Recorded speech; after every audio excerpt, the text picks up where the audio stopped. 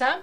This week I'd like to concentrate my video log on quilting and divide these up so that this week's video log is on quilting and maybe next week's will be on paper crafting or knitting, so that we cover one thing all the way through, and especially since I have quite a bit to talk about this week regarding quilting.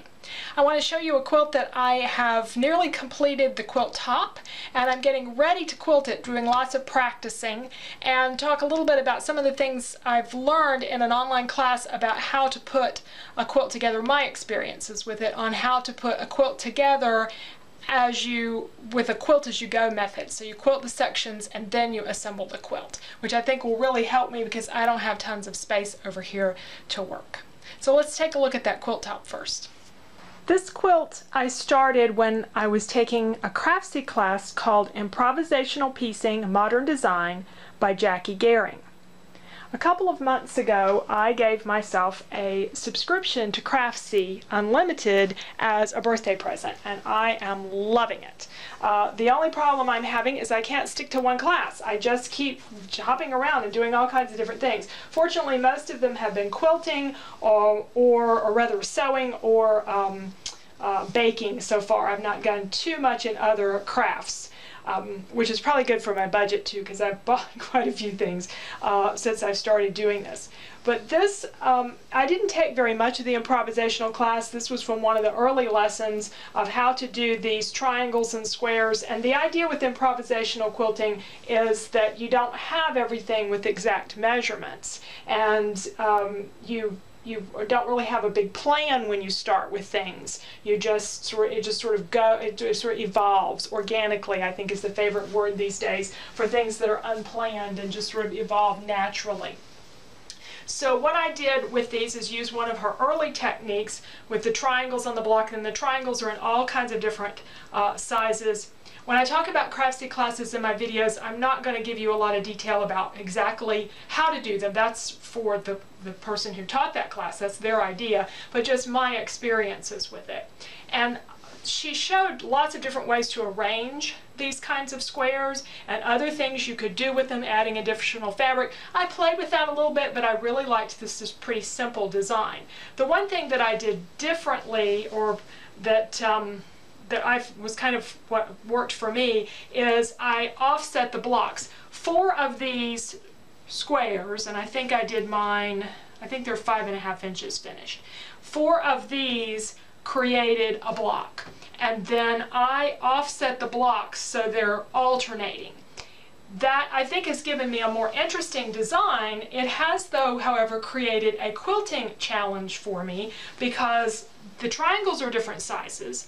They're offset, so this space in here is not an easy area to quilt in a specific design. This is definitely going to be something for free motion quilting for sure. That should be good because that's what I wanted to learn.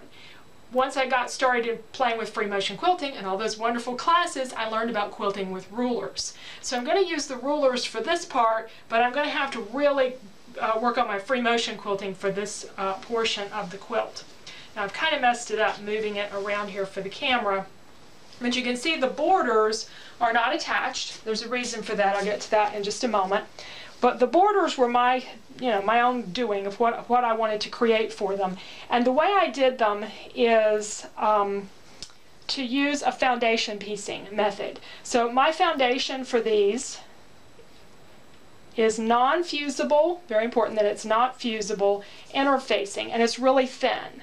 I had some of this, but I couldn't find it at the time, and so I went and bought some, and I don't know where I bought it. Apparently I did not buy it at Joann's because I went back there to get more later and they don't have it. It must have been Hobby Lobby, but I did find my stash eventually, and I had enough to do these borders. But with foundation piecing, you're laying down a foundation, you're taking a piece of fabric, and taking another piece of fabric, seaming them on, and then opening them up, pressing them, adding another piece of fabric, folding it back, pressing, and you just continuing on. So it's a crazy quilt kind of design.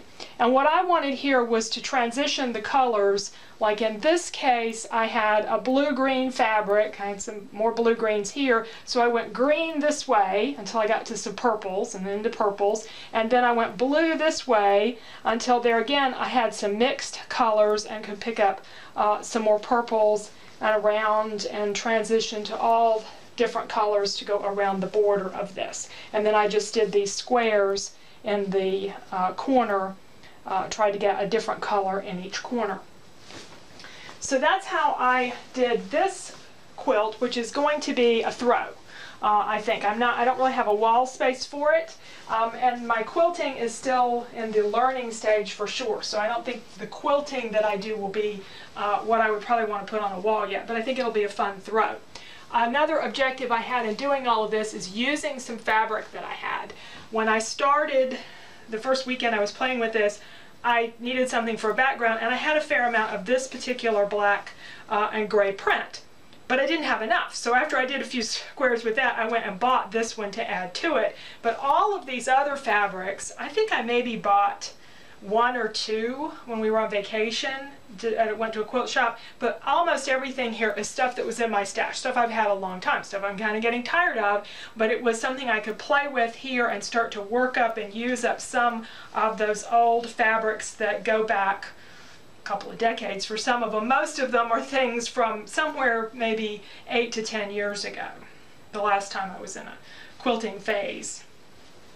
So that's where, this is the quilt that I want to quilt. And I haven't put the borders on because I have a class I paid for with Craftsy, just an individual class called Machine Quilting in Sections by Marty Michelle. And that's what I want to look at next, is how I was experimenting and practicing with that class. It is available under Craftsy Unlimited though, if you like it. I finished piecing that quilt several weeks ago. The big thing that I've been doing the last 2 to 3 weeks has been practicing my machine quilting and practicing the techniques for the Quilt As You Go class, or Quilting in Sections class. Because she showed several different techniques for joining blocks or sections of a quilt. A section might be a quarter of the quilt or a third of the quilt, or it might just be an individual block. I just did blocks to practice with. And as you can see, I've used some really older fabrics. These were things that, colors that were popular maybe 20 or 25 years ago. In fact, this green, the room that I am in now, that's my craft room, this was, I think, one of the original fabrics that I had up here to go with some of the fabrics. I did a wall quilt at the time, and it's long, I don't know where it is now, long ago put in storage, but it matched the design of the fabric, and I remember using that green. And then I had some that a friend gave me when she was moving. So I just had a lot of fabrics here that I wanted to, you know, have things that sort of matched and sort of looked like a quilt, like, you know, like something real, but I didn't want to be using up all of my good stuff. So it's one of those ways of working through some of my older product. The different methods for joining, and again, those are part of the class, so I won't detail how they're doing. I'll just explain which ones I liked. One of the joining methods, one of the first ones she shows, you quilt your part of your quilt, and then the other part of the quilt is unquilted. Every other joining method, you're joining things that are already quilted together. But in this one, I had this block quilted, and then when I attached this one, it was unquilted. It was just the quilt sandwich. But what you get with that is you can't tell at all on the front, because it just looks like a normal seam, and you really can't tell on the back. Now get ready for the back of this. The only way you can tell on the back is that there's a seam there. And if I had used a backing fabric that was less busy, more of an all-over print, you probably wouldn't even notice that. Unless you're using really wide backing fabric, you've got to have seams somewhere anyway. So it's not, that doesn't bother me. It's very, very flat. It feels really good where this is joined together. But it does mean that once you join it, you've got to take a lot of fabric to the machine to quilt it, more fabric than you had before. So it may not be you know, the best method for everything. But that's why I've left the borders off. I might do the borders this way. I haven't decided. Some of the other methods she showed had a strip of fabric in between the blocks. There was a method that had a strip that showed on the front and on the back, and that creates a still a very flat feel to it, no real bulk, but you do have to plan ahead for this strip that's going to be on the front.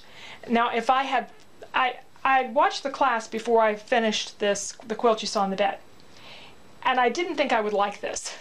But if I'd realized how much I was going to like it, then I would have probably planned this in for those borders. And I would have just needed a little bit of extra strip in between the borders and the main part. I could have done that with another black and gray fabric. It would have been easy to do. But now I can't add it in because you have to plan in for that extra spacing between or going around your quilt. And my borders just won't fit if I do that. The single one created for me a lot of bulk, and I don't like how it feels. When I put these two completely quilted squares together, and I used the method that she had that added this strip on the back to join everything, it joins up nicely, the front looks good, but it adds a lot of bulk. And I thought there might be a way to do it that would be less bulk. In the class, after you join everything together, before you sew the back on, you trim a lot of the batting out. So I thought, well, since these things are already quilted, what about trimming out the batting before you join them together? And so I tried that and did this exact same process, everything that she did, except I did a little more trimming before I sewed everything together, and I got a much better result. So I'm thinking of using those methods. But this gave me an opportunity to practice not only some free motion quilting, this is supposed to be stippling, it's a little clunky, and I got obsessed with swirls lately.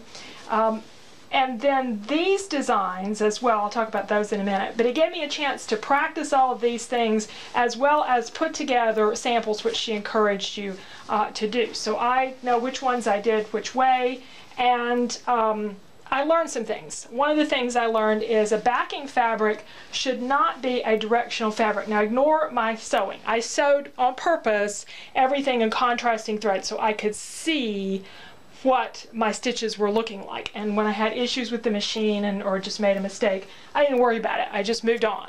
It wasn't a finished quilt. I didn't care. So that's why it's really kind of sloppy. But it tells me sort of how I'm going and how I'm progressing with my machine quilting. This backing fabric is a toile. I got in a toile phase a few years ago. They were popular. Toiles were popular for decorator fabrics. Why I bought it in quilting fabric, I have no idea. But anyway, this toile fabric was just some I wanted to get rid of, but when you can see it's directional. I had to keep them all straight as I was putting everything together, or otherwise I'd had this guy standing on his head on this block and this one right side up on this block. So no directional fabrics for backgrounds, for backing fabrics. An all over print is probably the best choice to not see the seams as much and to not have to worry if something gets turned a different way. Now on the front side, where I got some of these designs, some of them are just things I made up. I did a little bit of quilting with rulers here. With this one and some of these other designs, I used a class from Angela Walters called Dot to Dot Quilting with Piecing as Your Guide. And that was a fun class. It gave me a chance to play with the straight rulers and to learn some different techniques for filling in spaces. So I did pretty much that whole class and did lots of samples with it. And then I really got into swirls, and I just started playing with swirls. I wanted to see how well I could just quilt over seams, because most of this stuff I was quilting within the seams, so I wanted to see what it was like when I went free motion over the seams. So I was just playing with a lot of different designs for this sampler. And I'm not going to do anything with this other than keep it for my reference. In quilting these samples, I never had more than one block or maybe 2 or 3 blocks together when I was doing the quilting, so I didn't have a lot of bulk at my machine. I wasn't sure how much I could really handle at the machine at a time for doing free motion quilting. I've done some just straight walking foot type of quilting in the past and handled a fair amount of fabric, but I also had more room to spread the work out where I had my sewing area set up. In this case, I don't have a lot of room, and I didn't know how much I could handle at a time doing things like swirls. So I wanted to practice those some more as well. So to help practice the swirls and the triangles that I want to do on the real quilt, what I did was take this light colored fabric and I laid it over the top of the quilt that I just showed you earlier, and I just marked kind of where the triangles would be. They didn't have to be exact. This was just a practice piece because I needed to practice that background quilting that swirls more and these triangles. And that's what I've started here, and I started on this one. I even numbered it number 1. So this was 1, 2, 3. I wanted to number them so when I get done, the idea is the swirls and things should look better on the other end of the sample than they do on this. They still look a little bit like melted ice cream cones, but not, they're getting better, I think. They're improving. And going through this process with a larger piece has really helped me to see where I kind of let the fabric slip a little bit, and my stitches getting off, and I get more the hang of how much fabric I can fold up underneath the arm of the machine. There's a lot about machine quilting that sort of reminds me of driving. When I was first learning to drive, the very first time I went to driver's ed, I came home and told my dad that I couldn't control the speed, the pedal, and steer at the same time. And he said, "Boy, you have a lot to learn." And I did. And of course, I learned to do that. What was going through my mind as I was doing this was back when I used to do a lot of traveling for business. I would oftentimes go a few days early, maybe go over a weekend, and I'd spend the weekend in whatever city I was in, and I might go shopping, or I might go to a museum or a park, and if I got lost somewhere and it took me longer to get to a shopping mall, no big deal. Or if I went to the wrong one, it wasn't really a big deal. But by Monday morning, I knew more about the city, and chances are, if I'd had time over the weekend, I had driven on Monday morning to where I was going to need to be work-wise, because I was usually there to do training, and I could not be late for doing a training class and setting up and everything. So if I'd driven to the place sometime over the weekend, then it was easy to get there on Monday morning, no headache. This was before we had GPS.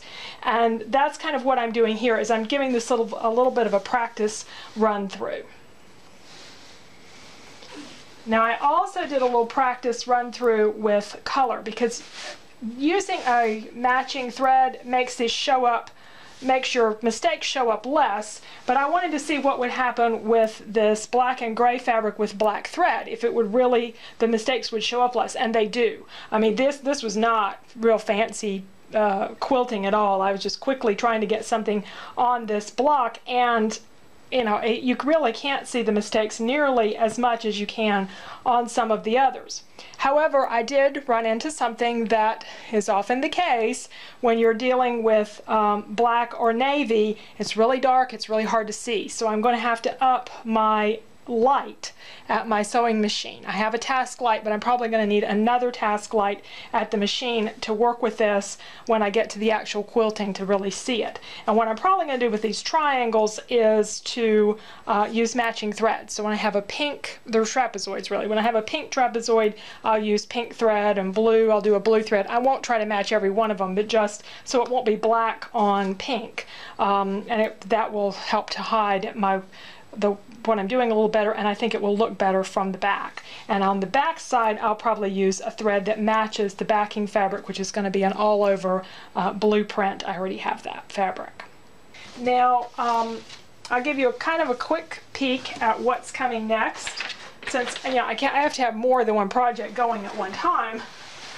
I wanted to do some piecing, or do another quilt and do more of a full-size quilt, and I went shopping the other day. So this is some of the fabric that I have picked out, and I have started working out a design for this, and I'll share that in the next video coming along maybe in another week or two.